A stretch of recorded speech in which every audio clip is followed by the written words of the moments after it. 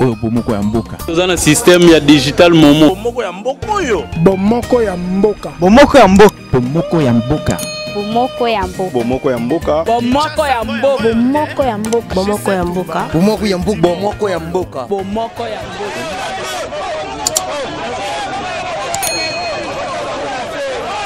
Chinois baye na conteneur loko abikedi. Et puis conteneur yango fotela yango biso lokanisaki batie cadenas na likoto na sima. Ndorane bazaki full ebele awa.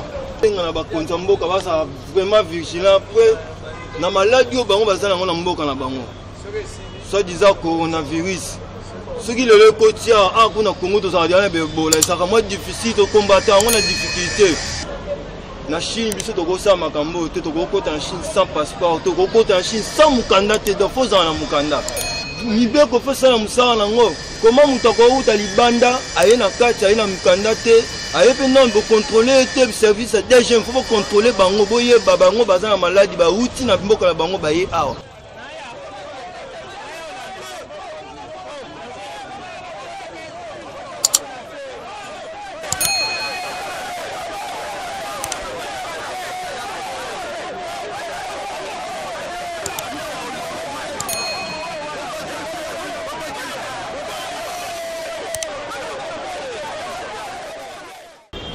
Oyo biso tozo boya oyo président de la République azo boya komona makamba boye ba chinois baye na conteneur loko abikedi.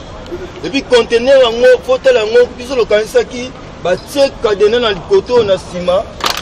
Ndorane bazaki full ebele awa ko fungola porte oyo babimi bango nyonso to bi mikpaye na mboka bazana mususu mutazana mukanda te mutazana ni passeport mais baye un soi-disant congolais oyo biso mwana mboka mutazo kumba baona camion oyo mais chance chapeau na ta service ya transport vraiment ba osala musala vraiment la bêtise c'était soki mbongo na bango ezaki 100 000 et comme 800 000 donc 700 000 ba sa likolo po vraiment musala ezo salema vraiment wana nazabena si kotona na président de la République coup de chapeau soda makasi combattant makasi abundi tsalongi makamango 38 ans ya bitumba esalema te nazo remercier président de la République Félix Tshisekedi Antoine donc sikoza nosala kompaka donc yango ne tozo senga na bakonza mboka basa vraiment vigilant pour na maladie bango bazana ngo na mboka na bango soit disant coronavirus. Ce qui le kotia a kuna Congo to ça diana bebola ça vraiment difficile de combattre on a difficulté mais le coronavirus e koti na mboka oyo vraiment na éviter ce qui parle na biso ba kima na Rwanda ou bien ba kima na mboka mususu oyo sa mboka na biso ba 99 jours eza moyibi le jour moko nde eza kolo mabele jour moko nde eza lelo na Chine biso to kosa makambo te to kokota na Chine sans passeport to kokota na Chine sans mukanda te do foza na mukanda.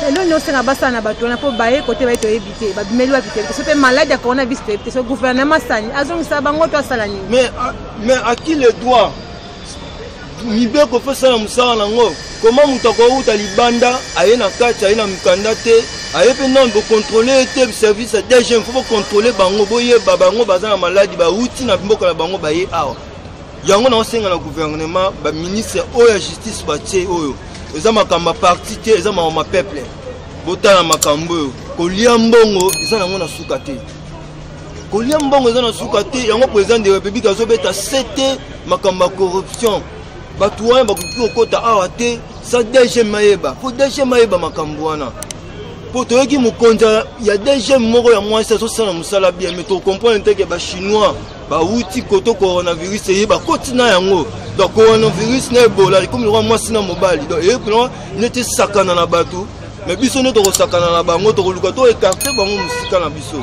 nazosenga vraiment na ministre ya justice nazosenga président mokonzi ya mboka ministre ya santé surtout ministre ya santé nazobeta seti na likambo oyo kotala kaka mbongo mpo na famille na yo te kotala mbongo kaka te mpo na bato moko bote tala pe bien-être ya peuple peuple faut vivre bien peuple faut santé nzaka bien ba malade ekomi kilikili oyo bomoko ya mboka. Toza na système ya digital momo. Bomoko ya mboka oyo. Bomoko ya mboka. Bomoko ya mboka. Bomoko ya mboka. Bomoko ya mboka. Bomoko ya mboka. Bomoko ya mboka. Bomoko ya mboka. Bomoko ya mboka. Bomoko ya mboka. Bomoko ya mboka. Bomoko ya mboka.